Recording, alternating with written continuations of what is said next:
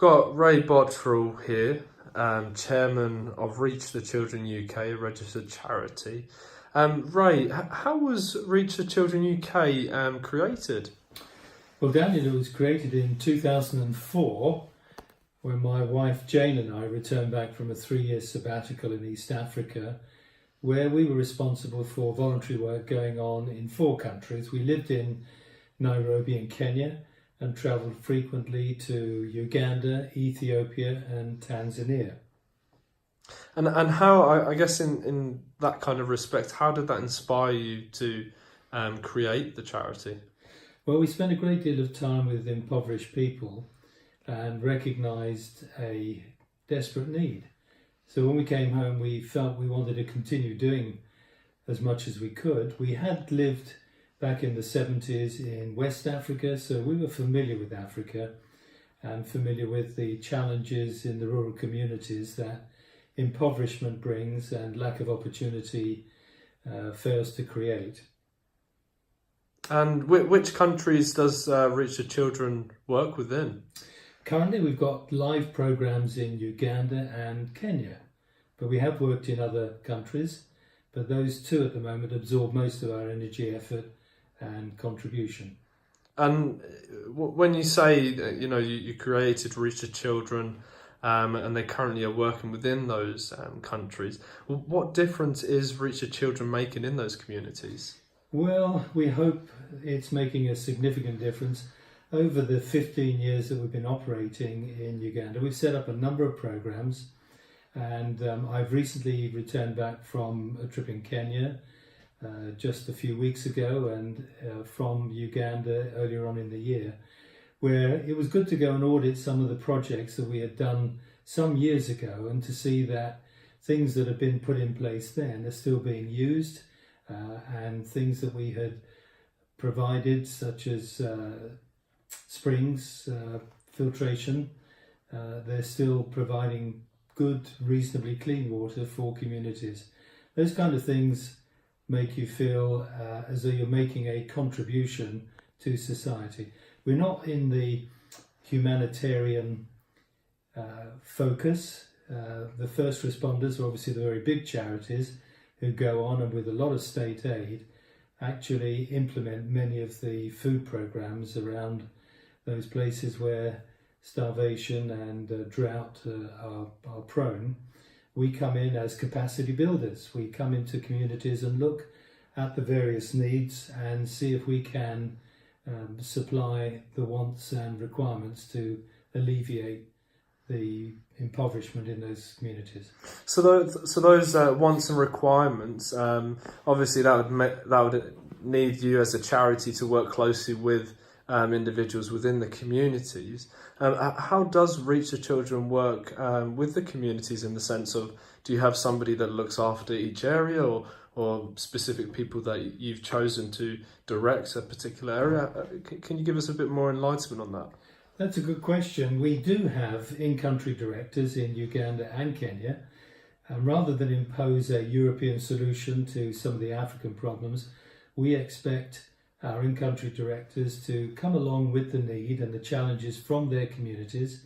They have a network of people that they work with who provide lots of opportunities for us to be involved in, some of which we feel meet our mission statement, and that is to work with impoverished children in the rural community and improve their lot. So they have an obligation and responsibility to provide opportunities for us to be involved in and to fund. And so once we have approved those projects out of in-country, we then go to work to try and find the resources and the funding to turn those projects into a reality. Wow. And so can you give us a bit of an idea as to a funded project, just an example of one that you're currently doing at the moment? Yeah, a cool program that we've had both in Kenya and Uganda is called Grandma's Gardens. In 2008, I was in Uganda with a colleague, James Kiza, who was then our in-country director. His grandmother was poorly, and we went to Kayunga, about a 2-hour drive out of Kampala. Whilst James was visiting and tending to his grandmother, we met with a lady called Nora in her 60s, and around Nora was probably 6 or 8 children who turned out to be her grandchildren, whose parents had died of HIV/AIDS. So Nora was providing for all of her grandchildren. The smallest, about a 2-year-old, came round the corner with a dirty old magazine, tearing strips of paper off it and chewing it because there wasn't any food in the house. And she had a very small room, no more than about 12 feet by 10 feet, and that was the home for her and her children. Clearly we were anxious to try and do something for her, so initially we provided some goats so that she had some milk and potentially some meat for the children. We then discussed a greater need, and James said that in a place called Luweru, not very far from Kayunga, there was a large number of widows whose husbands had been killed in the Civil War. And so we decided to go into that area and look at the needs, and they were great. Lots of grandmothers who were young widows at the time, lots of grandchildren who weren't going to school and weren't getting fed. So we purchased, with some help of a UK donor, 14 acres of virgin land and parcelled that out to the grandmas with seeds, with tools and agronomist help, on the basis that they would, with their grandchildren, be able to cultivate these plots and provide food to eat, some to sell, and if there's any surplus, to pay medical bills.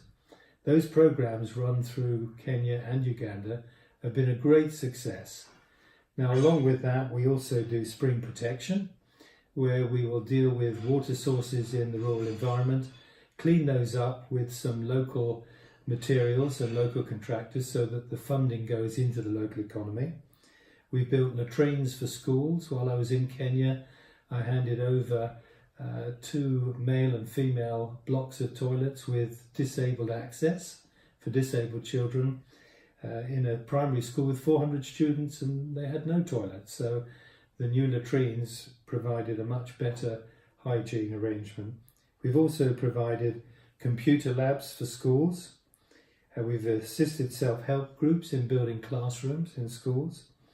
We've provided first aid training and feminine hygiene. We work with the disabled. We have worked for a number of years with Uganda School for the Deaf and have been party to helping improve their facilities and their training. We also work with organisations such as Yopdida, who work with disabled children, trying to provide them with vocational skills that they can go out and earn a living and perhaps have a family one day. Well, that was amazing. I guess in summary, what is the future for Reach the Children UK? Well, continuing doing much of the same, because the needs haven't gone away, whilst overall poverty in the third world has been reduced. There are still many, many millions of people in the rural environment who live beyond or with less than $2 a day. And so they are basically subsistence farmers. So what they grow, they eat. If the weather isn't kind to them and there is a drought, their crops fail, they don't eat, they go hungry. And so our focus is to look at now setting up what we call social enterprises, which enable viable businesses in the rural environment to provide both employment for grandmas and impoverished and other vulnerable groups, so that they can both provide a cash income and also a sustainable business, principally that can be used as both export and local consumption, and provide that security of income that is so necessary to provide school fees, medical bills, and all the things that go with raising communities. And finally, Roy, what is your message for those that are listening and will listen? What is your message to them? We need help always. All charities struggle with raising sufficient funds to keep their programs going. We've been very fortunate, and we've had some very generous donors who have helped provide funding to do one-off capital projects. We struggle, as with all charities, in having a continuity of funding coming in. So we're looking for people who can help raise funds for us, become fundraisers.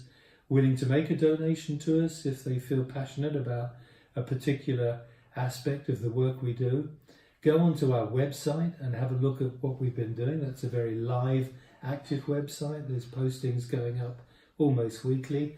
We have our own YouTube channel. We've posted a number of project coverage in videos on the YouTube channel.